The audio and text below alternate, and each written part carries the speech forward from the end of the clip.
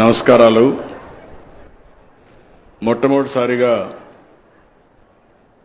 ఈరోజు రెండు ప్రత్యేకతలున్నాయి. ఒకటి, ప్రపంచం మొత్తం ఇంటర్నేషనల్ ట్రైబల్ డే ఆది దినోత్సవాన్ని మనం జరుపుకుంటున్నాం. ఈ సంవత్సరం థీమ్ కూడా చూస్తే గిరిజన హక్కుల పరిరక్షణ, ఆర్టిఫిషియల్ ఇంటెలిజెన్స్, అదే సమయంలో గిరిజనుల్ని ఆర్థికంగా పైకి తెచ్చే కార్యక్రమానికి శ్రద్ధ పెట్టడం. రెండో ఫంక్షన్ మనం చూస్తే రాఖీ పండుగ. ఆప్యాయంగా ఆడబిడ్డలు అన్నలకు రాఖీ గట్టి ఆశీర్వాదాలు తీసుకొని రక్షణ పొందే పండుగ అన్న చెల్లెల అనుబంధం. ఇలాంటి పవిత్రమైన రోజున నేను పాడేరుకు రావడం నా అదృష్టంగా భావిస్తున్నానని చెప్పి కూడా నేను మీకు తెలియజేస్తున్నా. ఈ కార్యక్రమానికి హాజరైనటువంటి మంత్రివర్యాలు, గిరిజన మహిళ సంధ్యారాణి గారు, మాజీ శాసనసభ్యురాలు గిడ్డి ఈశ్వరి గారు, ఈరోజు నేను కొత్తగా ఒక కార్యక్రమాన్ని బంగారు కుటుంబం మార్గదర్శి, నేను ఎప్పుడు కూడా ఒకటే అనుకున్నాను, నేను కష్టపడేది డబ్బులుండే వాళ్ళ కోసం కాదు, నేను కష్టపడేది మారుమూల ఉండే ఇలాంటి పేద కుటుంబాల కోసం కష్టపడుతున్నాను తప్ప ఇంకోటి కాదు. నేను ఎన్నో సందర్భాల్లో మీకు ఒక మాట చెప్పాను, సంపద సృష్టించాలి. సంపద సృష్టించి ఆ సంపద మళ్లీ పేదవాళ్లకు అందుబాటులో పెట్టాలి. డబ్బులుండే వాళ్ళతో సమానంగా పేదవాళ్లు కూడా మెరుగైన జీవన ప్రమాణాలుంటే అదే నిజమైన సమాజం. ఆ సమాజం కోసమే నా జీవితాంతం ఈ పేదవాళ్ళని పైకి తీసుకురావడానికే కష్టపడతాను, అంకితం చేస్తానని మరొక్కసారి ఈ పవిత్రమైన రోజున మీకు విజ్ఞప్తి చేస్తున్నా. ఇక్కడ మీరు చూస్తే కుమారి మణి, బంగారు కుటుంబం, గిరిజ, ఇక్కడ మార్గదర్శిని కూడా ఇంట్రడ్యూస్ చేస్తున్నాను. ఇది ఒక సంకల్పం మాత్రం. దీన్ని నిరంతరం పైకి తీసుకుపోయే బాధ్యత ప్రభుత్వం ఇచ్చే అన్ని పనులు ఇస్తాం. అదే సమయంలో నేను ఆలోచించేది, ఎవరైతే సమాజం వల్ల పైకొచ్చిన వ్యక్తులు తిరిగి సమాజానికి ఇవ్వాల్సిన బాధ్యత వాళ్ళకుంది. ఒకప్పుడు జన్మభూమి తీసుకొచ్చాం, ఆ రోజు సమాజం కోసం, గ్రామం కోసం పనులు చేశారు. ఈరోజు P4 public private peoples partnership కింద కుటుంబాల్ని అడాప్ట్ చేసుకుని మిమ్మల్ని పైకి తీసుకొచ్చే బాధ్యత వాళ్ళకు అప్పచెప్పి ఎప్పటికప్పుడు నేను మానిటర్ చేస్తా. నేనిచ్చే కార్యక్రమాలన్నీ ఇస్తున్నా. ఆ విషయం కూడా మీరు గుర్తుపెట్టుకోవాలి. ఈరోజు ప్రభుత్వం వెనక్కిపోవడం లేదు. సూపర్ 6 ఆ రోజు నేను చెప్పా, ఈరోజు సూపర్ హిట్ చేశానా లేదా మీరే ఆలోచించండి. చేశారంటే గట్టిగా చప్పట్లు కూడా చెప్పండి. ఈ మారుమూల పాడేరులో అది చూసినప్పుడు ఒక ఆనందం. ఇక్కడుండే గిరిజన సోదరులకు, అక్కా చెల్లెళ్లకు అందరికీ మరొక్కసారి నమస్కారాలు. ఈరోజు ఇక్కడికి వచ్చినప్పుడు మీ ముఖంలో ఆనందం చూడాలని వచ్చాను. మాటలతో ఆనందం రాదు, చేష్టలతో ఆనందం వస్తుంది. అలాంటి పనులు చేసి మళ్లీ మీ ఆశీర్వాదానికి వచ్చానని చెప్పి మరొక్కసారి మీ అందరికీ విజ్ఞప్తి చేస్తున్నా. గతంలో 1-2 సార్లు కార్యక్రమాలు పెట్టుకుంటే వాతావరణం అనుకూలించలేదు. అందువల్ల రాలేకపోయాం. కానీ నాకెప్పుడు కూడా ఈ ప్రాంతానికి వచ్చినప్పుడు ఒక ఆనందం, మిమ్మల్ని చూస్తే ఒక ధైర్యం కూడా వస్తుంది. ఏజెన్సీ అంటే దేవుడు సృష్టించిన ఒక అద్భుతం ఇది. మీరు ఆ విషయం మీరు గుర్తుపెట్టుకోవాలి. నేను హెలికాప్టర్లో వస్తూ ఆ కొండలు చూసినప్పుడు మళ్ళీ ఒక జన్ముంటే ఇక్కడ పుట్టాలి, ఇక్కడ ఉండాలనే విధంగా ఈ కార్యక్రమాలు అద్భుతంగా ఉన్నాయి. ఒక ఆహ్లాదకరమైన, స్వచ్ఛమైన, అందమైన ఆ కొండలే కాదు, ఏజెన్సీ అంటే మంచి మనసుండే ప్రజలు కూడా, మీరందరినీ నేను చూస్తున్న మంచి మనసుండే ప్రజలు. మీకు కలుషితం లేదు, నిర్మోహమాటంగా మాట్లాడతారు, మంచుంటే మంచి అని చెప్పే మనస్తత్వం ఉండేవారు. ఆదివాసులంటే గుర్తుకొచ్చేది సహజ నైపుణ్యం, సామర్థ్యం, మన సంస్కృతి, భారతీయ మూలాలు. ఇప్పుడే నేను చూశాను మీ పండుగలు. ఆ పండుగలు చూస్తే విత్తన పండుగ దగ్గర నుంచి సంక్రాంతి వరకు 6-7 పండుగలు ఎంత పవిత్రంగా చేస్తున్నారంటే అందరూ మర్చిపోయారు, కానీ గిరిజన ప్రాంతంలో మాత్రం మర్చిపోలేదు. దీనికి హ్యాండ్స్ ఆఫ్. ఆదివాసులు, గిరిజనులు అభివృద్ధి చెందితేనే రాష్ట్రం కూడా అభివృద్ధి చెందుతుంది. అందుకే నేను ఒక మాట చెప్పాను, ఈ ప్రాంతం పేదరికం కాదు, సంపదకు కావలసిన అన్ని వస్తువులున్నాయి. కానీ ఈ ప్రాంతాన్ని పేదరికంగా చేసింది పాలకులు అనుకోకుండా సరిగా చేయలేదు కాబట్టి మీకు ఇబ్బందులు వస్తున్నాయి. నేను అందుకనే ఒక్కసారి మీరు గుర్తుపెట్టుకోండి, నేను ముఖ్యమంత్రిగా ఉన్నప్పుడు చైతన్యం అనే ఒక కార్యక్రమం పెట్టాను. ఈ ప్రాంతంలో ఉండే గిరిజనుల్లో గాని చైతన్యం తేగలిగితే ఇంకా అభివృద్ధి ఏమాత్రం ఆగదు, అన్స్టాపబుల్ అని ఆ రోజు చెప్పి నేను ముందుకెళ్లాను.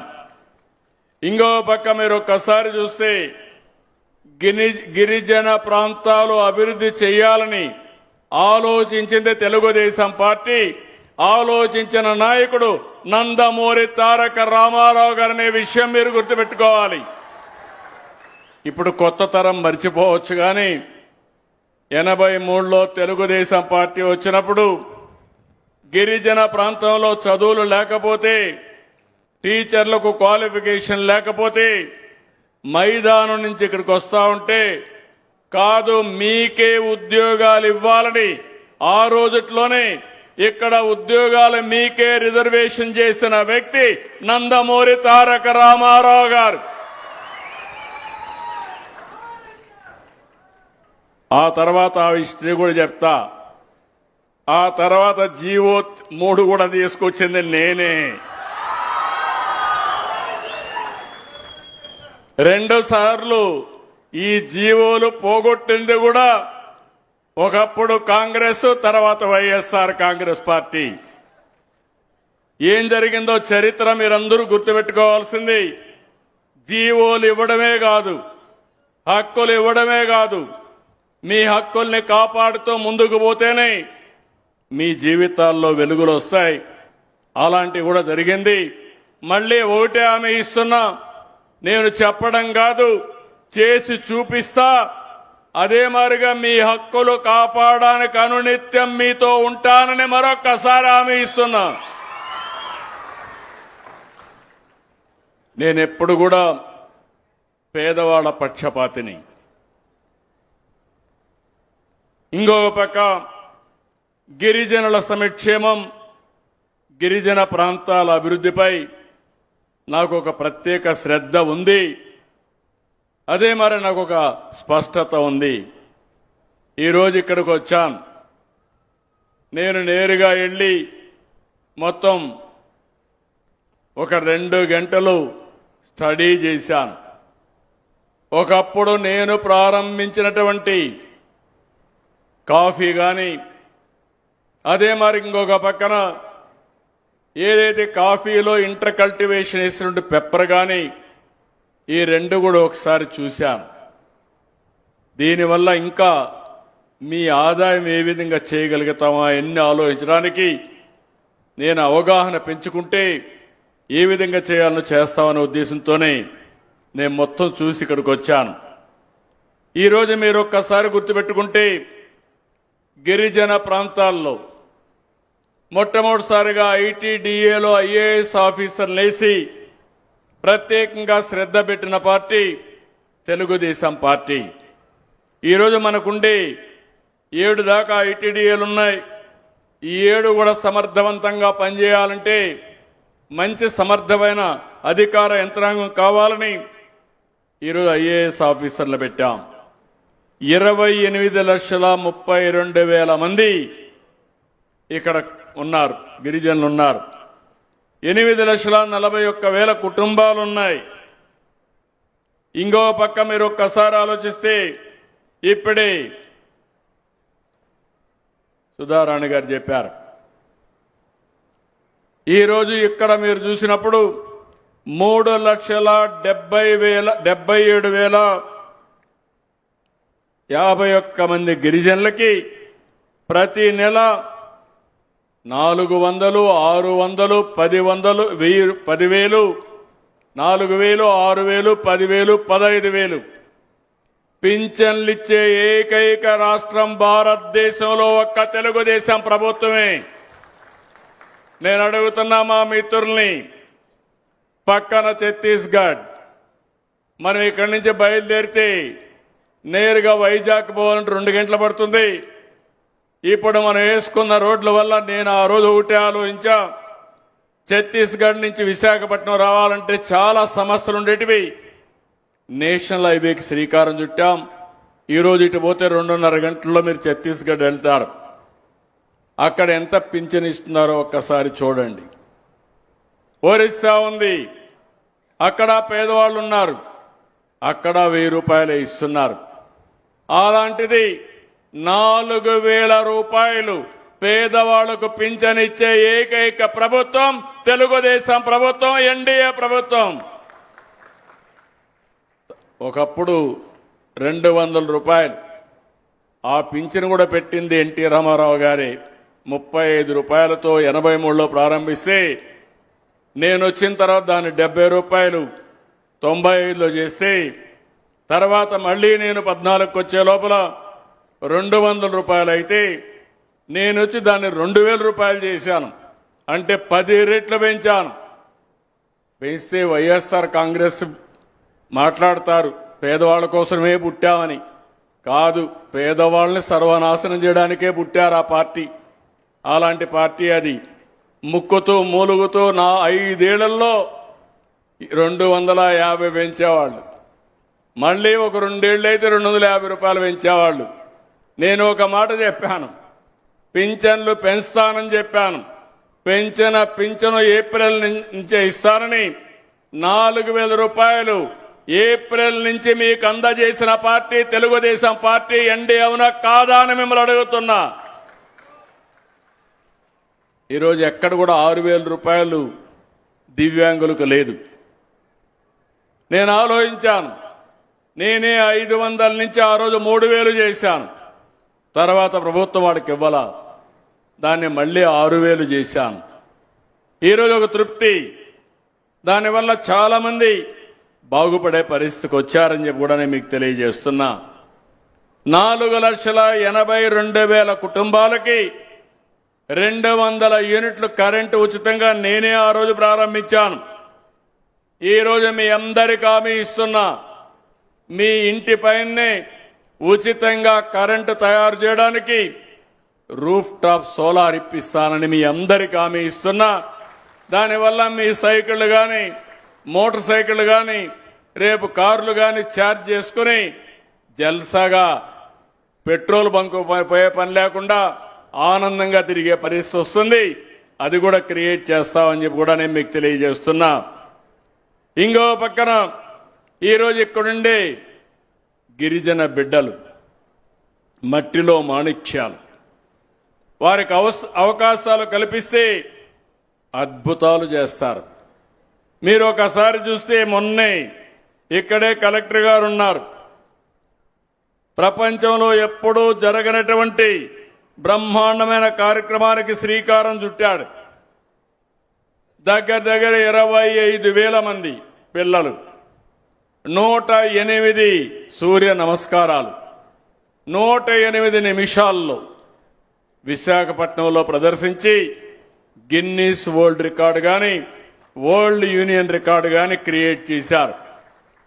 అంటే దీన్ని బట్టి ఎవ్వరూ చేయలేని పని మన పిల్లలు చేయగలిగారంటే వీళ్ళంతా మట్టిలో మాణిక్యాలు అవునా కాదా అని మిమ్మల్ని అడుగుతున్నా.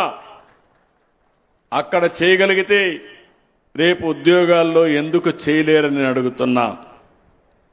ఇంకో పక్కన మీరు ఒకసారి చూసినప్పుడు నేను అందుకే ఈసారి తల్లికి వందనం 1 నుంచి 12 వరకు 4,86,803 మంది పిల్లలకి 643 కోట్లు మీ అకౌంట్లో వేసా.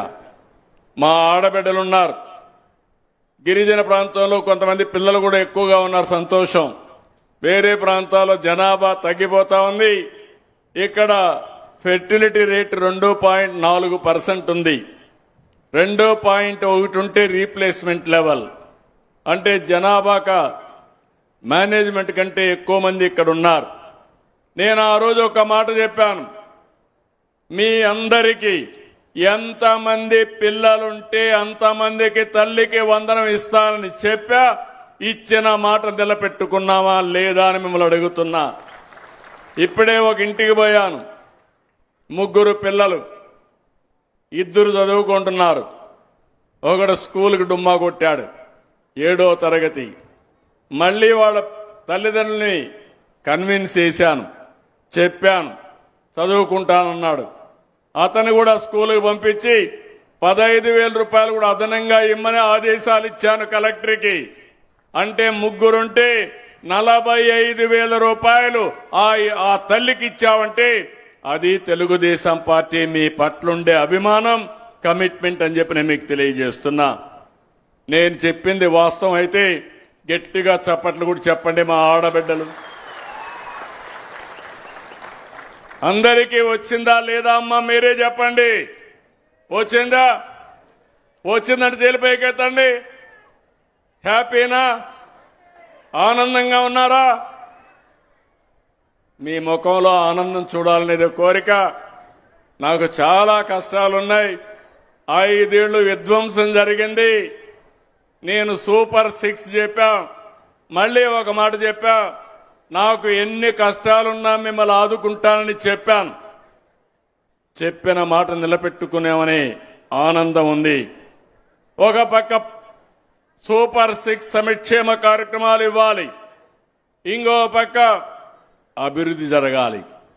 2 కూడా సమతుల్యంతో ముందుకు పోతున్నాం.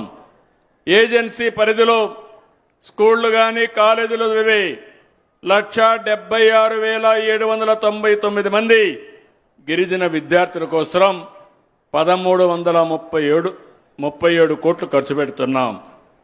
ఇంకో పక్క కొంతమంది పిల్లలు స్కూలుకు నిలిచిపోతే 13,274 మందిని మళ్లీ స్కూల్లో చేర్చే పరిస్థితి తీసుకొచ్చాం. గిరిజన యువత స్కిల్ డెవలప్మెంట్ కోసం పర్యాటకం, ఫుడ్ ప్రాసెసింగ్ కి ఎక్కువ ప్రాధాన్యత ఇస్తున్నాం. ఈరోజు ఇంకొక పక్కన ఈ ప్రాంతంలో గిరిజన ప్రాంతం, ఒకప్పుడు మీకు అందరికి కూడా వైద్య సేవలు కూడా అందుబాటులో లేవు. ఇప్పటికి కూడా నాకు ఈ సమస్య ఉంది. ఎడ్యుకేషన్ విషయంలో మీరు చూస్తే నిన్ననే ఎడ్యుకేషన్ మినిస్టర్ గారు అనౌన్స్ చేశారు, 373 స్కూల్ బిల్డింగ్లు లేవంటే నూతనమైన బిల్డింగులకి 45 కోట్ల రూపాయలు ఒకటేసారి రిలీజ్ చేసి పూర్తి చేస్తున్నాం. ఎక్కడ కూడా మీకు ఇబ్బంది రాకూడదని ఈ కార్యక్రమాలకు శ్రీకారం చుట్టాం. ఇంకో పక్కన ఇక్కడ చూస్తే 1,487 మంది పిల్లల ఆడవాళ్ళకి సికిల్ సెల్ రోగులకి నెలకు 10,000 రూపాయలు చొప్పున పింఛను కూడా ఇస్తున్నాం.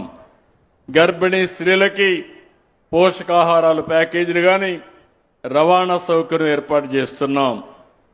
డోలీ మోతలు లేకుండా 76 బర్త్ వెయిటింగ్ హాల్స్ బలోపేతం చేశాం. 35 కొత్త భవనాల నిర్మాణంలో ఉన్నాయి. 15 రిపేర్లు చేస్తున్నాం. 122 ఫీడర్ అంబులెన్స్లు కూడా ఏర్పాటు చేస్తున్నాం. 482 కోట్ల వ్యయంతో గిరిజన ప్రాంతాల్లో 5 మల్టీ స్పెషాలిటీ హాస్పిటల్ కూడా ఏర్పాటు చేస్తున్నాం. నేను ఒకటే హామీ ఇస్తున్నా, ఇప్పుడు కూడా కొంతమంది గిరిజన ప్రాంతానికి రావాలంటే డాక్టర్లు రావడం లేదు. ఇక్కడ కూడా ఇంకా డాక్టర్లు తయారు కాలేదు. దీనికి ప్రత్యేకమైన శ్రద్ధ పెడతాం. అవసరమైతే ప్రత్యేకమైన ఇన్సెంటివ్స్ ఇస్తాం. శాంక్షన్ అయిన అన్ని డాక్టర్ పోస్టుల్ని ఏదో ఒక విధంగా భర్తీ చేసే బాధ్యత ఈ ప్రభుత్వం తీసుకుంటామని మీ అందరికీ హామీ ఇస్తున్నా. అరకు కాఫీ నేను ప్రమోట్ చేసిన బ్రాండ్. నేను ఇప్పుడు కూడా ఒకటే ఆలోచిస్తూ ఉంటాను. అరకు కాఫీ కానీ గిరిజన ప్రాంతంలో ఆర్గానిక్ అగ్రికల్చర్ ప్రమోట్ చేసి దానికి అవసరమైన సర్టిఫికేషన్ ఇప్పించి ట్రేసబిలిటీ పెట్టి మనం తయారు చేసే వ్యవసాయ ఉత్పత్తులు ప్రపంచం మొత్తం మార్కెట్ చేయాలన్న ఆలోచన. ఒకప్పుడు మీరు చూస్తే ఒక నాంది ఫౌండేషన్ ద్వారా ప్యారిస్లో కూడా ఒక అరకు కాఫీ స్టాల్ మనం పెట్టాం. ఈరోజు మీరు చూస్తూ ఉంటారు, నేను ఢిల్లీకి పోయినా ప్రపంచంలో ఎవరు నా దగ్గరకు వచ్చినా ఒక సాలో గప్తా వాళ్ళ చేతిలో అరకు కాఫీ పెడుతున్నానంటే అది నాకు ఈ గిరిజన ప్రాంతంలో పండించిన అరకు కాఫీని ప్రపంచం మొత్తం పరిచయం చేయాలనే ఉద్దేశంతోనే దీన్ని ముందుకు తీసుకుపోతున్నా. ఇంకో పక్క మీరు ఒకసారి చూస్తే ఈ ఏజెన్సీ ఏరియాలో 11 మండలాల్లో 2,58,000 ఎకరాల్లో సాగు అవుతా ఉంది. 2,46,000 మంది దీనిపైన ఆధారపడుతున్నారు.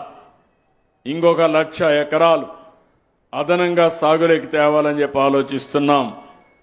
దీనివల్ల ఇంకో పక్క 1,80,000 ఎకరాల్లో చెర్రీ సాగు చేసి 90,000 మెట్రిక్ టన్నుల ఉత్పత్తి సాధిస్తున్నారు. చింతపల్లి డివిజన్లో అయితే 2,185 ఎకరాల్లో 1,900 మంది రైతులు ఆర్గానిక్ సర్టిఫికేషన్ కూడా తీసుకున్నారు. ఈ ప్రాంతంలో కొన్ని ప్రత్యేకతలు ఉన్నాయి. టర్మరిక్ పసుపు, మంచి పసుపు వస్తుంది. కుర్కుమిన్ అయితే ఎక్కువ దిగుబడి వచ్చే ప్రాంతం అది. ఇంకో పక్కన కాఫీ కానీ పెప్పర్ కానీ, ఇంకో పక్కన మామిడి, సపోటా, జీడిపప్పు, పనస, నేరేడు, నిమ్మ, సీతాఫలం, కుంకుమ ఇలాంటి చాలా వచ్చే అవకాశం ఉంది. ఈ పంటలు కానీ కరెక్ట్గా చేస్తే ఈ ప్రాంతంలో బ్రహ్మాండంగా ముందుకు పోయే అవకాశం వస్తుంది. ఇవన్నీ చేయడానికి ట్రైబల్ మల్టీపర్పస్ మార్కెటింగ్ కోసం కొన్ని సెంటర్లు పెడుతున్నాం. ఇప్పుడే జీసీసీని చూసా, కొత్త లోగో తీసుకొచ్చారు. కాఫీ, తేనె, రాగి ఇలాంటివన్నీ కూడా ఇంటర్నేషనల్ మార్కెట్లో పెట్టడానికి ప్రైవేట్ పీపుల్తో కూడా అవగాహన పెట్టుకున్నారు. ఇవన్నీగా నేను అనుకున్న పనులు సవ్యంగా జరిగితే ఇప్పుడు మీకు వచ్చే ఆదాయం 3 రెట్లు పెరుగుతుందని చెప్పి కూడా నేను మీకు తెలియజేస్తున్నా. ఈరోజు ఇంకొక పక్కన ఇవన్నీ కూడా వ్యవసాయం పైన ఎక్కువ ఫోకస్ చేశాం.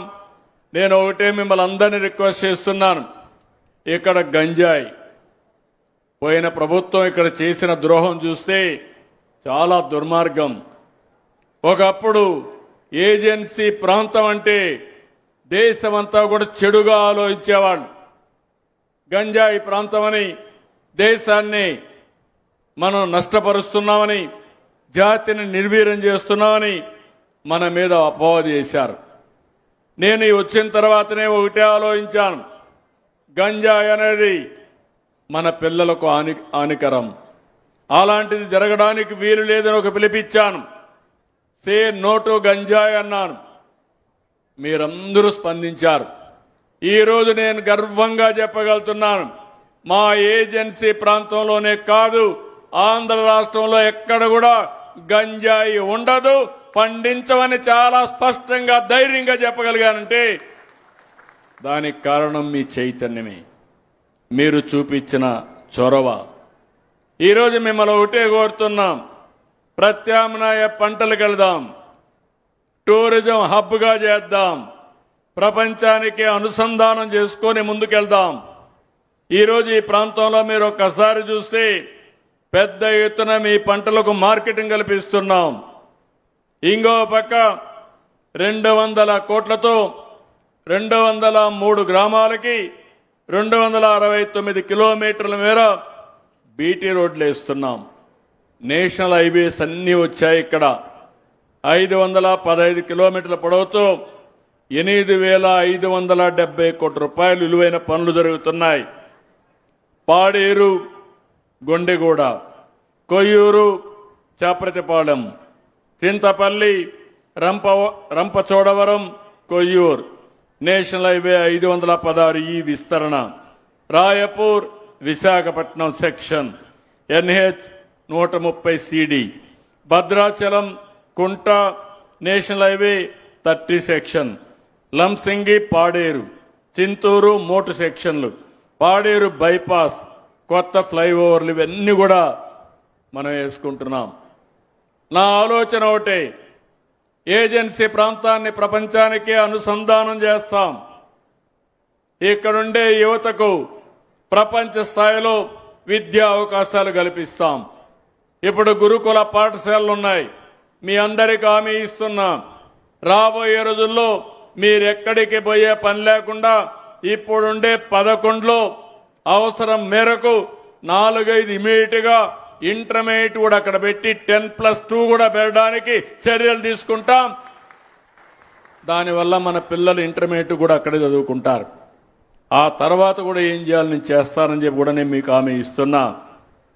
ఇప్పటికే మీరు ఒక్కసారి ఆలోచిస్తే గిరిజనుల కోసం Visakha, Vijayawada, Tirupati AP study circles పెట్టాం. 4,50,00,000 ఖర్చు పెట్టాం. 150 కోట్లతో రెసిడెన్షియల్ పాఠశాలకి భవన నిర్మాణాలన్నీ శాంక్షన్ చేశాను. ఇంకో పక్కన మీరు చూస్తే 64 కోట్ల వ్యయంతో ఐటీడీఏ పాడేరులో ఒక టీచర్ ఉన్న 418 పాఠశాలలు ఇప్పుడే చెప్పా, డబ్బులన్నీ రిలీజ్ చేసి ఆ భవన నిర్మాణాలు చేస్తున్నాం. పాడేరులో ప్రభుత్వ మెడికల్ కాలేజ్, ఆసుపత్రి తొందరలోనే పూర్తి చేసి ఇక్కడ ప్రజలకు అందుబాటులోకి తెస్తానని మీ అందరికీ హామీ ఇస్తున్నా. ఇదే కాకుండా ఐటీడీఏ రంపచోడవరంలోని రామవరం మండలాన్ని 2 మండలాలు చేయమని కోరారు. నిన్నే కేబినెట్ నిర్ణయం తీసుకున్నాం, తొందరలోనే అమల్లోకి వస్తుందని చెప్పి కూడా హామీ ఇస్తున్నాను. ఇంకో పక్క సీతంపేట ఐటీడీఏలో మల్టీ స్పెషాలిటీ ఆసుపత్రి 50 కోట్లతో కడుతున్నాం. ఐటీడీఏ పార్వతీపురంలో 50 కోట్లతో ఇంకొక హాస్పిటల్ కడుతున్నాం. రంపచోడవరంలో ఐటీడీఏ 50 కోట్లతో మల్టీ స్పెషాలిటీ ఆసుపత్రి కడుతున్నాం. కేఆర్పురంలో 50 కోట్లతో ఇంకొక మల్టీ స్పెషాలిటీ ఆసుపత్రి కడుతున్నాం. కడాన శ్రీశైలంలో కూడా ఐటీడీఏ పరిధిలో మల్టీ స్పెషాలిటీ హాస్పిటల్ కడుతున్నామని చెప్పి కూడా నేను మీకు తెలియజేస్తున్నా. నేను అందుకని ఒక పక్క అభివృద్ధి, ఒక పక్క సంక్షేమం, నాకు 2 కళ్ళు. అభివృద్ధి లేకపోతే సంపద రాదు, సంక్షేమం లేకపోతే మీకు తాత్కాలికంగా మెరుగైన జీవన ప్రమాణాలు రావు. అందుకే నేను ఆ రోజు చెప్పాను, సూపర్ 6 ఇస్తానన్నాను. నేను కష్టపడేది పేదవాళ్ల కోసం. ఎప్పుడో ఫలితాలు వస్తాయంటే ఇప్పుడు మీరు ఇబ్బంది పడతారు. అందుకని మీ ఇబ్బందులు దృష్టిలో పెట్టుకుని సూపర్ 6ని తూచా తప్పకుండా అమలు చేస్తున్నా. దీపం పథకం, ఆడబిడ్డలకు ఒకప్పుడు గ్యాస్ నేనే ఇచ్చాను, కానీ ఏజెన్సీలో నిన్నే తెలిసింది నాకు ఒక చిన్న సమస్య ఉంది. మీకందరికీ చిన్న సిలిండర్లు ఇచ్చారు, 5 కేజీలు ఇచ్చారు, దానివల్ల కొన్ని సమస్యలు ఉన్నాయి, ఈ స్కీమ్ మీకు అందలేదని. దీనికోసం మీరు చూస్తే దగ్గర దగ్గర ఒక 10 కోట్ల రూపాయలు 14 కోట్ల రూపాయలు డబ్బులు అవుతుంది. 2,000 రూపాయలు ఒక్కొక్కరు కట్టాలి. అందరికి హామీ ఇస్తున్నా, ఎంత అయితే అంత కట్టి ఉచితంగా గ్యాస్ మీకు ఇప్పించే బాధ్యత నాదని మా ఆడబిడ్డలకు హామీ ఇస్తున్నా. ఈ నెలలోనే దీన్ని ఇమ్మీడియట్ గా మీరు ఆచరణలోకి తేవాలి. ఇక్కడే ట్రైబల్ వెల్ఫేర్ సెక్రటరీ గారు ఉన్నారు, కలెక్టర్ గారు ఉన్నారు. దాన్ని కూడా ఈ నెల నుంచే తెమ్మంటున్నాం. తల్లికి వందనం ఇచ్చాం, అన్నదాత సుఖీభవ మొన్నే ఇచ్చాను. నేను హామీ ఇచ్చాను 20,000 రూపాయలు ఇస్తామని. కేంద్రం 6,000, రాష్ట్రం 14,000 ఇస్తా ఉన్నాం. ఒకప్పుడు 7,500 ఇస్తే దాన్ని రెండింతలు చేశాం. ఒకప్పుడు ఒక బిడ్డకే ఇస్తే ఎంతమంది పిల్లలుంటే అంతమందికి ఇచ్చాం. ఒకప్పుడు 3,000, 4,000 ఇస్తే 3,000 ఇస్తే దాన్ని 4,000 పెన్షన్ ఇచ్చి మిగిలిన స్లాబ్లు పెంచాం. ఇంకో పక్క మీరు ఒకసారి చూస్తే ఆగస్టు 15వ తారీఖున తొందరలోనే వస్తా ఉంది మా ఆడబిడ్డలకు శుభవార్త. మళ్లీ మీరందరూ ఉచితంగా ఆర్టీసీ బస్సుల్లో ఎక్కడికి కావాలంటే దర్జాగా తిరిగే విధంగా ఉచిత ప్రయాణ సౌకర్యం ఏర్పాటు చేస్తున్నాం. ఇంకో పక్క అన్నా క్యాంటీన్లు పెట్టి, ఏజెన్సీ ఏరియాలో 7 అన్నా క్యాంటీన్లు పెట్టి ఉచితంగా మధ్యాహ్నం భోజనాలు 3 పూటలు కూడా 5 రూపాయలకే పెట్టే సౌకర్యం ఏర్పాటు చేస్తున్నాను. ఎంత దుర్మార్గమైన పాలనంటే, నేను 5 రూపాయలకు పేదవాళ్ళకు తిండి పెడితే అది ఇష్టం లేకుండా నేను కట్టిన బిల్డింగులు కూడా కూల్చేసి వేరే డిపార్ట్మెంట్కు ఆడుకునే పరిస్థితికి వచ్చారు. ఈరోజు రెట్టింపు ఉత్సాహంతో ఇంకా ఎక్కువ అన్నా క్యాంటీన్లు పెడుతున్నాం. తద్వారా మీకు వెసులుబాటు వస్తుందని చెప్పి కూడా నేను మీకు తెలియజేస్తున్నా. మీరు సంతకు వస్తారు, లేకుంటే ఏదో పని మీద వస్తారు. వచ్చినప్పుడు మళ్ళీ హోటల్కి పోవాలంటే 100 రూపాయలు ఖర్చు పెట్టుకోవాలి. అదే 5 రూపాయలు పెడితే కడుపు నిండా తిండి తినేట్టుగా అన్నా క్యాంటీన్లు మీకు పెడుతున్నామని చెప్పి కూడా నేను మీకు తెలియజేస్తున్నా. ఇది కాకుండా మెగా డిఎస్సి ఇప్పుడే చెప్పారు, ఈ నెలాఖరికి 16,500 మంది కొత్తగా టీచర్లు నియమించి మీ స్కూల్స్ పంపించే బాధ్యత నాది. ఇంకొక పక్క 20 లక్షల ఉద్యోగాలు ఇప్పటికే ఆలోచించాం. 10 లక్షల కోట్ల రూపాయలు పెట్టుబడులు రావడానికి ఎంఓయూలు చేశాం. దీనివల్ల 8 లక్షల నుంచి 9 లక్షల మందికి ఉద్యోగాలు వస్తాయి.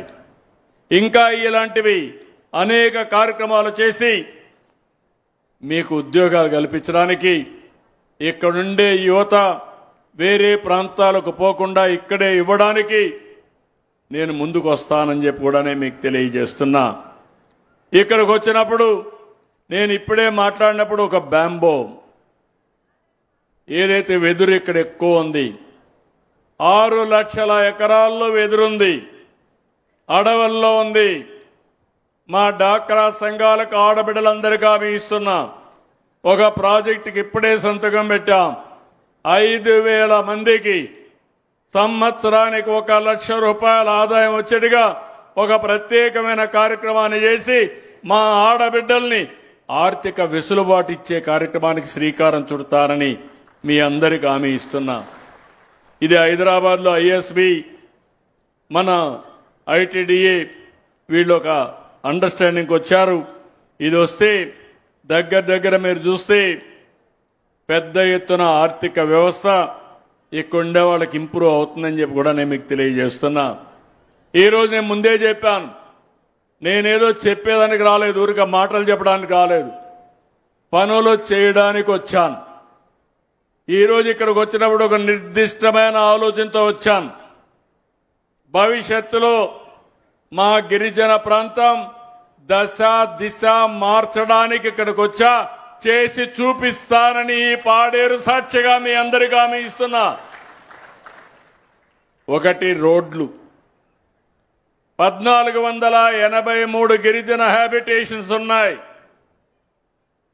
నేషనల్ హైవేలు వేసాం, స్టేట్ హైవేలు వేస్తాం, కానీ మీ ఇండ్ల ఊరికి రోడ్లు లేని పరిస్థితుంది. నేను ఇక్కడ ఒక చిన్న విజ్ఞప్తి కూడా చేస్తున్నా. గిరిజన ప్రాంతంలో ఒక అలవాటు ఉంది. నేను 40 ఏళ్లుగా చెప్తూనే ఉన్నా. మీరేం చేస్తారంటే ఒక 5 మంది ఊర్లో ఉండకుండా మళ్ళా కొండపైకి పోతారు. అక్కడ చెట్లు కొట్టేసి అక్కడ ఇల్లు కట్టుకుంటారు. దానివల్ల వసతులు కల్పించలేం. మీ పిల్లలకు కూడా జీవన ప్రమాణాలు పెరగవు. ఒక ఊరిలో ఉంటే అక్కడే ఫిక్స్ కావాల్సిన అవసరం ఉంది. అందుకే నేను మిమ్మల్ని అందరినీ హామీ ఇస్తున్నా. ఒకప్పుడైతే అక్కడికి అంబులెన్సులు రాకపోతే నేను ఫీడర్ అంబులెన్సులు పెట్టాను. మోటార్ బైకులకు స్కూటర్లకు పెట్టి ఆ స్కూటర్ ద్వారా మెయిన్ రోడ్డుకు వచ్చి అక్కడి నుంచి మళ్ళా అంబులెన్స్ ఎక్కించి హాస్పిటల్కి వచ్చాం. ఈ మధ్య మనం చూస్తున్నాం ఇంకా చాలా దూరం నుంచి డోలీతో మోసే పరిస్థితి కూడా వస్తున్నారు. అవి పోవాలి. అందుకే 1483 గిరిజన హ్యాబిటేషన్లకి 2850 కోట్ల రూపాయలు ఖర్చు పెట్టి గ్రామీణ సడక్ యోజన గాని రాష్ట్ర ప్రభుత్వం చేసి ప్రతి ఒక్క ఊరికి రోడ్డేసే బాధ్యత ఈ ప్రభుత్వం తీసుకుంటామని మీ అందరికీ హామీ ఇస్తున్నా. 2 నీళ్లు, పరిశుభ్రమైన తాగునీరు జల్ జీవన్ మిషన్ కింద 2124 పనులు చేసి 220 కోట్ల రూపాయలు 25 కోట్లు ఖర్చు పెడతాం. ఇంకో పక్కన 2026 డిసెంబర్ నాటికి మరో 1774 పనులు కూడా పూర్తి చేసి 171 కోట్ల రూపాయలతో త్రాగునీరు కల్పించే కార్యక్రమానికి శ్రీకారం చుడతాం. హార్టికల్చర్ ఉద్యానవనం mission for integrated development horticulture కింద 2030 వరకు ఈ ప్రాంతాల్లో 1938 కోట్లు ఖర్చు పెట్టి ఐటీడీఏల్లో వాల్యూ అడిషన్ కూడా వెళ్ళి మీ ఆదాయాన్ని పెంచుతామని చెప్పి కూడా నేను మీకు తెలియజేస్తున్నా. జాతీయ రహదారులు ముందే చెప్పాను. 8570 కోట్ల రూపాయలతో 515 కిలోమీటర్లు పూర్తి చేస్తాం. ఇది కాకుండా ఇంకా 19,411 కోట్లతో 472 కిలోమీటర్లు అంతర్జాతీయ స్థాయిలో రోడ్లేసే కార్యక్రమానికి శ్రీకారం చుడతాం. ఎకో టూరిజానికి అనుకూలమైన ప్రాంతం 10 కోట్లు మంజూరు చేస్తాం. ఇప్పుడే బ్యాంబో కల్చర్ నేను చెప్పాను. ఉన్నత విద్య విజయనగరం జిల్లాలో కురుపాంలో ట్రైబల్ ఇంజనీరింగ్ కళాశాల ఉంది. పనులు వేగంగా జరుగుతున్నాయి. దాన్ని పూర్తి చేస్తాం. ఇంకో పక్కన విజయనగరం జిల్లాలో సాలూరు దగ్గర 519 ఎకరాల్లో ట్రైబల్ యూనివర్సిటీ నిర్మాణం జరుగుతూ ఉంది. మొన్నే నేను రివ్యూ చేశాను. దీన్ని పూర్తి చేసి మీకు అంకితం చేసే బాధ్యత, గిరిజనుల యూనివర్సిటీ తెచ్చే బాధ్యత మేము తీసుకుంటామని చెప్పి కూడా నేను మీకు తెలియజేస్తున్నా. ఇది కాకుండా అరకు, లంసింగి, మారేడుమిల్లి ప్రాంతాలు బ్రహ్మాండమైన టూరిజం క్లస్టర్స్గా వస్తాయి. ఇప్పుడే గిడ్డీశ్వరి గారు చెప్తున్నారు. ఈ 3-4 నెలలైతే ఇక్కడ సూర్యుడు ఉదయించే ప్రాంతానికి వచ్చి ఉదయం 4 గంటలకు నిద్రలేసి ఆ ప్రాంతానికి పోయి పర్యాటకులు చూసే పరిస్థితి. ఎక్కడా లేనటువంటి బ్యూటిఫుల్ సినరిక్ ప్లేస్ ఇది. దీన్ని ఆధారంగా చేసుకుని ఏ విధంగా ముందుకు పోవాలన్నా ముందుకు పోతాం. ఇప్పటికే దగ్గర 200కు పైగా హోమ్ స్టేలు, అంటే మీ ఇల్లే గెస్టులకు ఆతిథ్యాన్ని ఇచ్చే విధంగా కార్యక్రమానికి శ్రీకారం చుట్టాం. ఈరోజు రాబోయే రోజుల్లో 1000 దాకా చేయాలని చెప్పి ముందుకు పోతున్నాం. దీనికి అవసరమైతే ఆర్థిక సహాయం ఇస్తాం. ఒక ఊర్లో ఉండి గిరిజన సంస్కృతి సాంప్రదాయాల్ని మీతో భాగం పంచుకోవడానికి చాలా మంది బయట నుంచి వస్తారు, విదేశాల నుంచి వస్తారు, ఇక్కడే ఉంటారు. ఇక్కడే ఉండి మనం పరిస్థితులన్నీ స్టడీ చేసి వాళ్ళు వెళ్తారు. అలాంటి టూరిజానికి కూడా ఎక్కువ ప్రాధాన్యత ఇస్తాం. దీనికి ఎంత డబ్బులైనా ఖర్చు పెట్టి ముందుకు పోతాం. ఇంకో పక్క ఎకో టూరిజం ఉంది.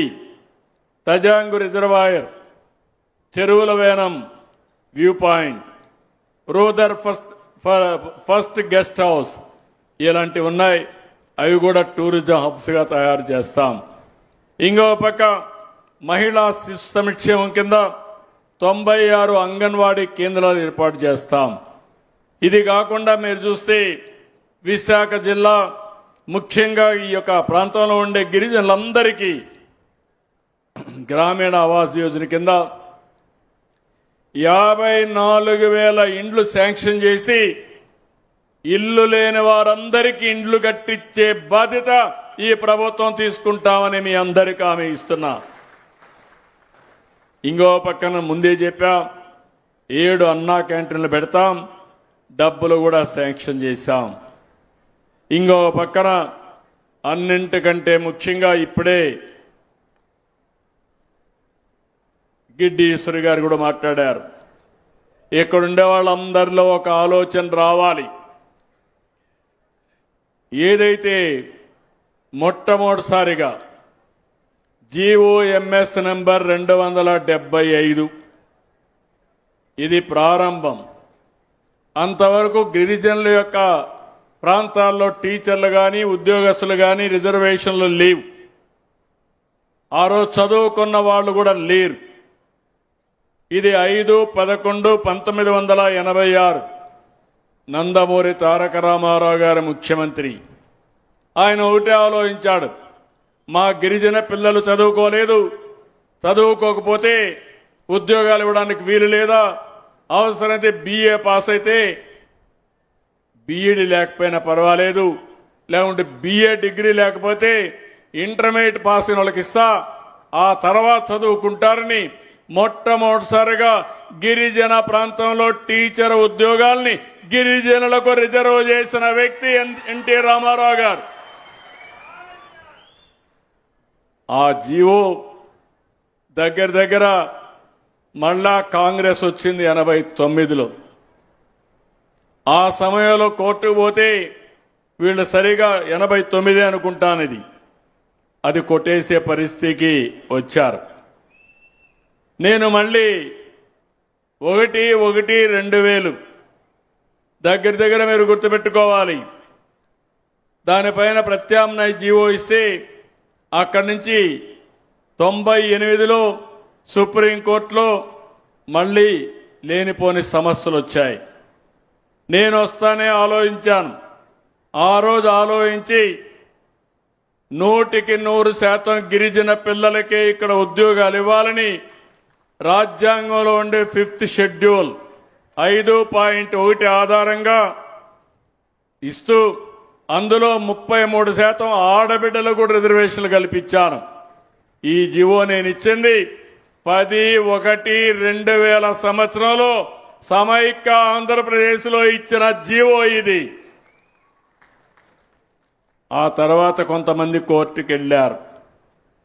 కోర్టుకు వెళ్ళిన తర్వాత మీరు ఒకసారి చూస్తే ఇటీవల కాలంలో దీన్ని సరిగా ఆర్గ్యూ చేయలేక 2020 ఈ జీవోను సుప్రీంకోర్టు కొట్టేసే పరిస్థితి వచ్చింది. 22 ఏప్రిల్ 2020 5 మంది జడ్జిలు సుప్రీంకోర్టులో ఈ జీవోను కొట్టేశారు. కొట్టేసిన తర్వాత మళ్లీ మొదటి తీసుకొచ్చారు. 4 సంవత్సరాలు ఆ రోజున్న ప్రభుత్వం నిద్రపోయింది. కనీసం కౌంటర్ వేయలేదు, సమర్థవంతంగా ఆర్గ్యూ చేయలేదు, ప్రత్యామ్నాయాలు ఎతకలేదు. మీరు కూడా భయపడ్డారు. ఏదైనా మాట్లాడితే మిమ్మల్ని జైల్లో పెడతారు, కేసులు పెడతారు అని మీరు కూడా భయభ్రాంతులైపోయారు. మా గిరిజనులు అల్లూరి సీతారామరాజు గారి ఆధ్వర్యంలో బ్రిటిష్ వాళ్ళ గుండెల్లో నిద్రపోయిన మా గిరిజనులు కూడా ఆ 5 ఏళ్లు భయపడి ఇంట్లో పడుకున్నారు. ఇప్పుడు మాట్లాడుతున్నారు. నేను మీ మనిషిని, మీకంటే నాకు ఎక్కువగా శ్రద్ధ ఉంది. తప్పకుండా ఏ విధంగానైనా సరే మళ్ళీ న్యాయం చేయాల్సిన బాధ్యత, దీన్ని సరిచేయవలసిన బాధ్యత నా పైనుంది. ఆ బాధ్యత తీసుకుంటానని మరొక్కసారి మీ అందరికీ హామీ ఇస్తున్నా. అత్యున్నతమైన న్యాయస్థానం సుప్రీంకోర్టు ఒక నిర్ణయం చేశారు. అయితే మన వాళ్ళు కొంతమంది మొన్నే నేను అడిగితే ఇలాంటి సందర్భాల్లో ఎక్కడ ఏం జరిగాయని ఆలోచిస్తే 2-3 సందర్భాలు జరిగాయి. నాకంటే మేధావులు ఇక్కడ ఎవరైనా ఉంటే ఈ నియోజకవర్గంలో ఇప్పుడు అంటున్నారు 1-2 ఎమ్మెల్యేలు ఉన్నారు. 7 గిరిజన ప్రాంతంలో ఎమ్మెల్యేలు 5 మందిని తెలుగుదేశం పార్టీని గెలిపించిన బాధ్యత మీ అందరిది. తెలుగుదేశం జనసేనని గెలిపించారు, ఎన్డీఏని గెలిపించారు, కానీ ఇక్కడ మాత్రం గెలిపించలా. ఇంకోది ఇక్కడ అరకులో గెలిపించలే. ఎక్కడైతే నేను అభివృద్ధి చేశానో, ఎక్కడైతే అభివృద్ధి అంతా కూడా నేను ఇక్కడ శ్రద్ధ పెట్టానో ఇక్కడ మాత్రం గెలిపించలా. కారణం నాకు తెలియదు. కానీ వాళ్ళు అంటున్నారు ఇప్పుడు వచ్చి నన్నేదో ప్రశ్నిస్తారంట. నన్ను కాదు మీరు ప్రశ్నించేది, మిమ్మల్ని నేను ప్రశ్నిస్తున్నా. సమాధానం చెప్పమంటున్నా. గిరిజన ప్రాంతంలో ఉద్యోగాలు ఇచ్చిన వ్యక్తి 1-5-11-86లో నందమూరి తారక రామారావు గారు. అవునా కాదా తమ్ముళ్ళు అని మిమ్మల్ని అడుగుతున్నా. అది కొన్ని సవాళ్లు ఎదుర్కొంటే రాజ్యాంగబద్ధంగా ఇవ్వొచ్చని మళ్ళీ నేను ముఖ్యమంత్రి అయిన వెంటనే దానికి మళ్ళీ నేనే ఒక జీవో ఇచ్చాను, జీవో నెంబర్ 3. అది కూడా డేట్ కూడా చెప్పాను చాలా స్పష్టంగా. ఆ జీవోని మీరు ఒకసారి చూస్తే 10-1-2000లో నేనే జీవోనిచ్చా. ఆ జీవోని పోగొట్టింది వీళ్ళు 22 ఏప్రిల్ 2020. ఇప్పుడు మళ్ళీ 5 ఏళ్లు పట్టించుకోవాలా. 2020 అంటే ఎలక్షన్ జరిగింది 2024. అవునా కాదా? ఎవరి తప్పని నేను అడుగుతున్నా. ఎవరి తప్పు? వైసీపీ తప్పు అయితే చేతులపై ఎగెత్తండి.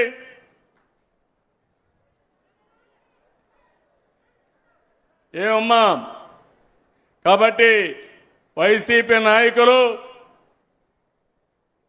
ఈ పాడేరుకొచ్చి నేల మీద మీ ముక్కును గీసుకుంటే అప్పుడు బుద్ధి వస్తుంది మీకు. మీ నాయకుడిని అడగండి, ఎందుకు చేయలేకపోయి అడగండి. అడిగేది చేత కాకపోతే మీరైనా క్వశ్చన్ చేయాల్సి వచ్చింది. మీరు అది కూడా చేయకుండా ఇప్పుడు నన్ను అడగడానికి మీకు ఎలాంటి అర్హత లేదు. కానీ ఒకటే చెప్తున్నా, ఈ గిరిజన ప్రాంతం నా సొంతం, ఈ గిరిజనులు నా వాళ్ళు, ఈ గిరిజనులకు అన్యాయం జరగడానికి వీలు లేదు. మీతో నేనుంటా. వాళ్ళు అనుకుంటున్నారు బాబాయిని చంపి వేరే వాళ్ళపైన నేరం వేసినట్టు తప్పు చేసి నా మీద నేరం వేయాలనుకుంటున్నారు. నేను చాలా మొండి.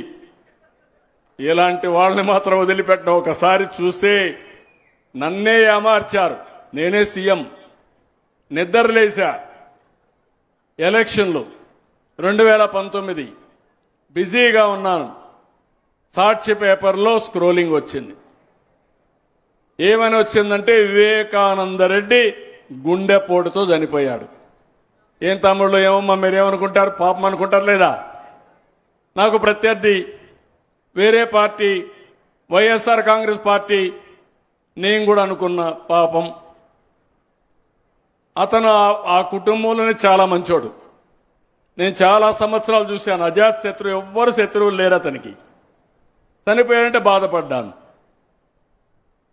వీళ్ళు మాత్రం ప్రణాళికలు తయారు చేసుకున్నారు. ఎంత భయంకరమైన హత్య అంటే మీరు గుర్తుపెట్టుకోవాల్సింది, గొడ్డలతో నెత్తిన నరికి నరికి నరికి రూమంతా రక్తం, ఆ బెడ్ మీద రక్తం, అక్కడి నుంచి బాత్రూమ్కి లాక్కపోతే ఆ బాత్రూమ్ అంతా రక్తం. ఇంత ఘోరమైన హత్యని ఏదో గుండెపోటని చిత్రీకరించి బాడీ ముక్కలైపోతే మెదడంతా దాన్నంతా మళ్ళా కూర్పు చేసి, అది కూడా ఎవరు చేశారు? వీళ్ళ మామ హాస్పిటల్, పిల్లనిచ్చిన మామ, భారతి గారి మామే, తండ్రి. ఆ హాస్పిటల్ నుంచి మనుషులు తెచ్చి కుట్టి ఒక బాక్స్లో పెట్టి అంత్యక్రియలు చేయాలనుకుంటే ఆయన కూతురికి ఎందుకో డౌట్ వచ్చింది. భగవంతుడు ఏమన్నా ఒక ఆలోచన చెప్పాడేమో, యామారావు తల్లి నన్ను చంపింది ఆత్మహత్య కాదు, గుండెపోటు కాదు, నన్ను చంపేశారంటే అప్పుడు ఆ అమ్మాయి అడిగింది కూతురుగా, ఏమడిగిందంటే పోస్ట్ మార్టం చేయమని. అప్పుడు పోస్ట్ మార్టం చేయమంటే నేను కూడా చెప్పాను పోస్ట్ మార్టం చేయమన్నాను. అప్పుడు వాస్తవం బయట వచ్చింది. తల మీద గొడ్డలతో నరికారు, భయంకరంగా నరికారు, మెదడు బయట వచ్చిందని ఎప్పుడు రిపోర్ట్ వచ్చింది. ఇమ్మీడియట్గా మాట మార్చేసి ప్రత్యర్థులు ఆయన చంపారని ఆ అమ్మాయిని కూడా కన్ఫ్యూజ్ చేస్తే ఆవిడ కూడా నమ్మింది, ఏదో అన్న చెప్తున్నాడని నమ్మి ఆవిడ కూడా నిజం అనుకున్నది. నిన్న చెప్తా ఉంది ఆవిడ, ఏం చెప్పిందో మీరు విన్నారు. ఇది చంపింది ఆదినారాయణ రెడ్డి, బీటెక్ రవి, సతీష్ రెడ్డి చంపారని రాసి పేర్లు రాసిచ్చి ఆవిడ కూడా సంతకం పెట్టమంటే నేను సంతకం పెట్టననింది. తర్వాత ఇద్దరు కూడా కోర్టుకు వెళ్ళారు సిబిఐ కావాలని. రెండో రోజున నిద్రలేసి నారాసుర రక్త చరిత్రని సాక్షి పేపర్లో వేసి నా చేతిలో కత్తి పెట్టి శవం అక్కడ పెట్టారు. ఏమమ్మా మీరందరూ ఒప్పుకుంటారా? ఏం తమ్ముళ్ళు మీరు ఒప్పుకుంటారా అని అడుగుతున్నా. ఏమమ్మా మీరు ఒప్పుకుంటారా నేను అడుగుతున్నా. నన్ను 40 ఏళ్ళు మీరు చూశారా లేదా అని అడుగుతున్నా. 78లో ఎమ్మెల్యే అయ్యా, ఆంధ్రప్రదేశ్కి ముఖ్యమంత్రిగా 95లో అయ్యా. 9.5 సంవత్సరాలు ఎవ్వరికి రాని అవకాశం, దగ్గర 10 ఏళ్లు ముఖ్యమంత్రిగా పనిచేశాను. హైదరాబాద్ లాంటి నగరాన్ని నిర్మాణానికి దోహదం చేశా. అక్కడి నుంచి మీరు చూస్తే మళ్ళీ రెండోసారి ముఖ్యమంత్రి ఇక్కడ, 15 సంవత్సరాల ప్రతిపక్ష నాయకుడిని. ఎప్పుడైనా నేను హత్య చేశానని ఎప్పుడన్నా విన్నారా అని మిమ్మల్ని అడుగుతున్నా. నాకు బాధ ఉంటుందా లేదా అని అడుగుతున్నా. చేయని హత్య నా పైన పెట్టినప్పుడు బాధ ఉంటుందా లేదా అని అడుగుతున్నా. ఉంటుందా లేదమ్మా? ఇలాంటి వాళ్ళ రాజకీయాలకు అవసరమా? నేను అడుగుతున్నా మిమ్మల్ని, రౌడీయిజం అవసరమా రాజకీయానికి? సేవాభావం కావాలి. అబద్ధాలు చెప్పడం అవసరమా రాజకీయాల్లో? చేతగాకపోతే చేతగాదని చెప్పాలి. ఇప్పుడు కూడా ప్రయత్నం చేస్తున్నారు రౌడీయిజం చేయాలని. నేను ఒకటే చెప్తున్నా, ఒకసారి మోసపోయాను కానీ రెండోసారి మోసపోవడానికి కొండే సిబిఎన్. ఏం తమ్ముళ్ళు మిమ్మల్ని అడుగుతున్నా, కఠినంగా ఉండాలనా లేదా? ఏమమ్మా ఆడబిడ్డలో కఠినంగా ఉండాలనా లేదా?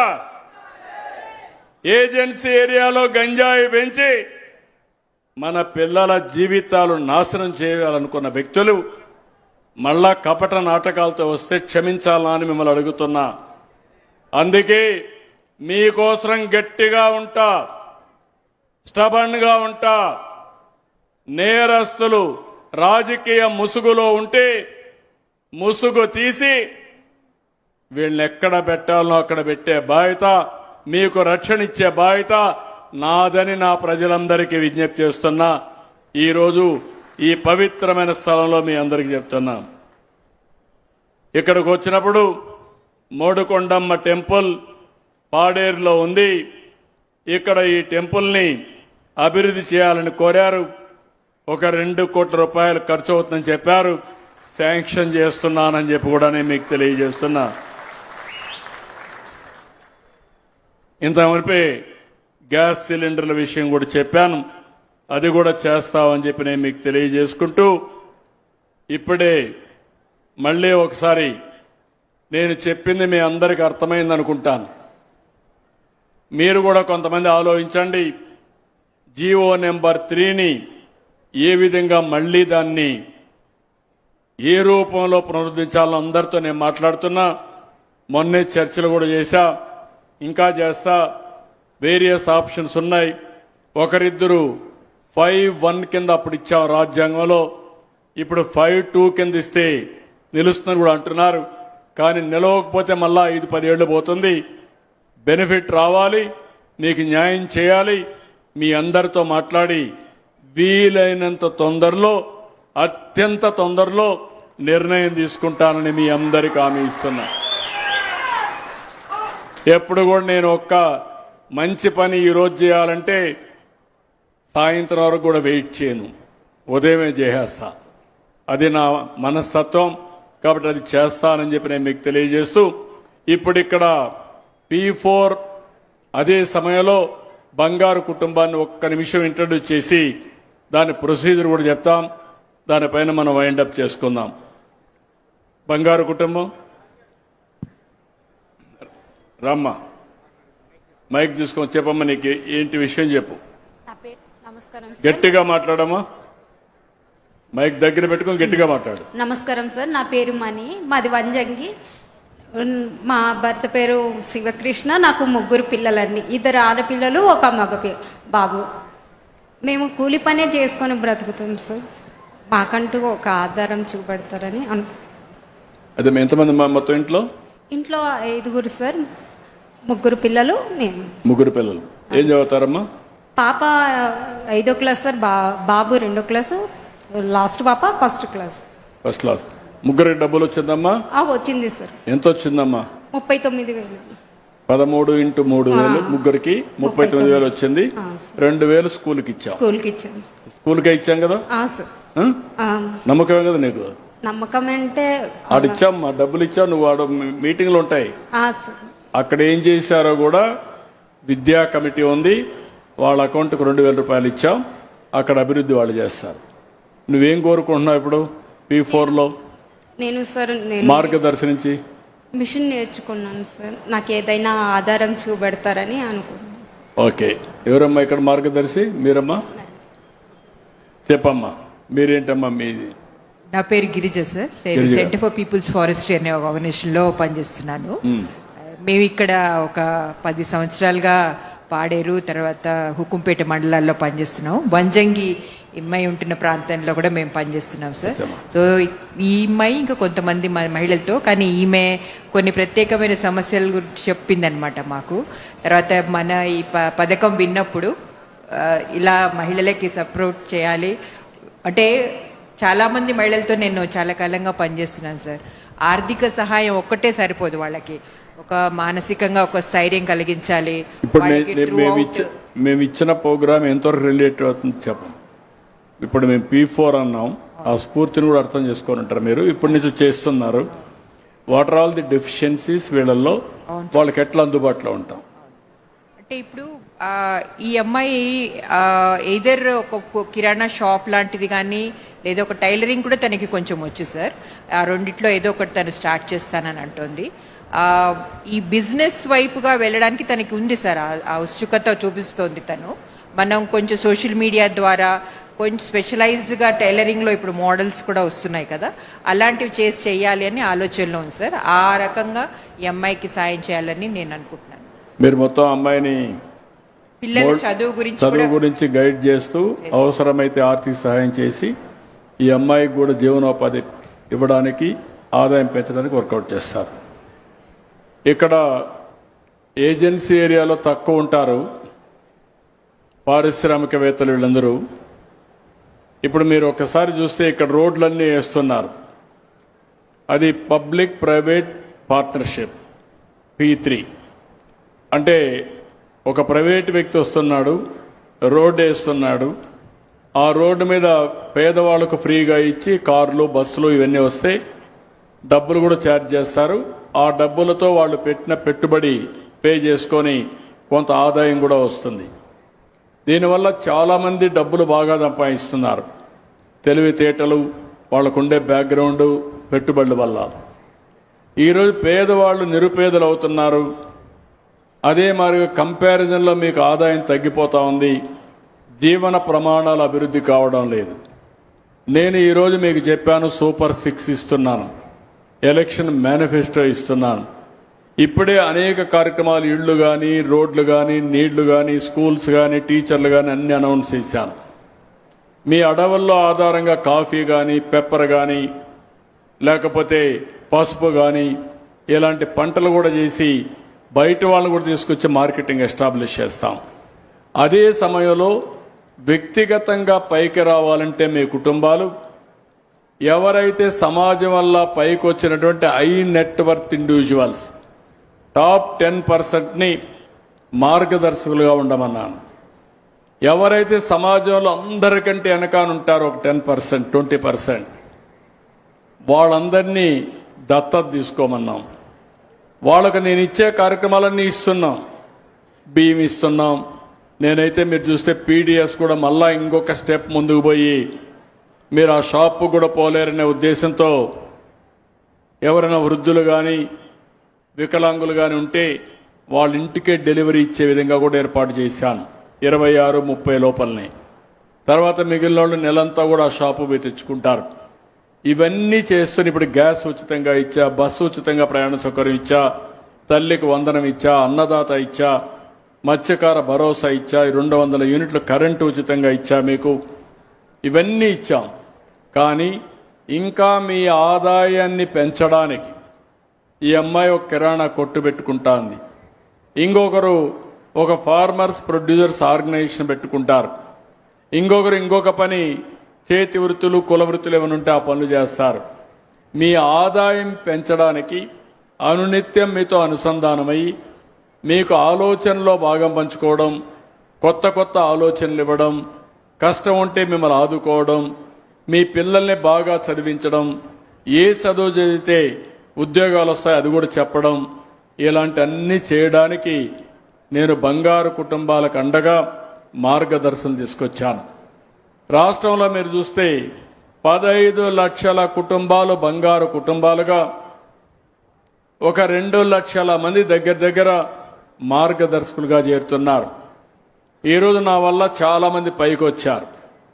కొంతమంది పారిశ్రామికవేత్తలయ్యారు, కొంతమంది విదేశాల్లో ఉద్యోగాలు చేస్తున్నారు, కొంతమంది విదేశాల్లో కంపెనీలు పెట్టారు.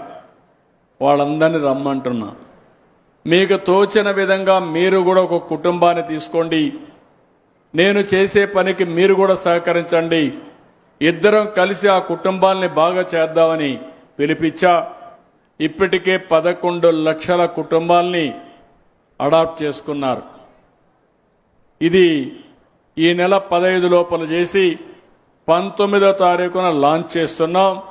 ఈ గిరిజన ప్రాంతానికి ప్రత్యేకంగా మార్గదర్శకుల్ని బయట నుంచి తీసుకొచ్చి మీ అందరినీ దత్తత తీసుకొని మీకు సహాయం చేసే బాధ్యత కూడా నేను తీసుకుంటానని ఈ పాడేరులో మీ అందరికీ హామీ ఇస్తున్నా. ఈ కార్యక్రమం వల్ల మీ జీవన ప్రమాణాలు పెరగాలి. ఇక్కడ ఉండే వాళ్ళకు స్వచ్ఛమైన గాలి ఇచ్చాడు దేవుడు, స్వచ్ఛమైన ఆహారం ఇచ్చాడు. ఆదాయం కూడా పెరిగితే మీ జీవన ప్రమాణాలు పెరుగుతాయి, మీలో తృప్తి పెరుగుతుంది. ఆ కార్యక్రమం కూడా చేస్తానని చెప్పి తెలియజేసుకుంటూ ఈరోజు ఇక్కడికి వచ్చినప్పుడు మీరు చూపించిన అభిమానం చూసా. ఎప్పుడు ఏజెన్సీ ఏరియాకి వచ్చినా నాకు గుర్తుంటుంది. ఎంతో అభిమానించారు, ఎంతో ఆదరణ చూపించారు.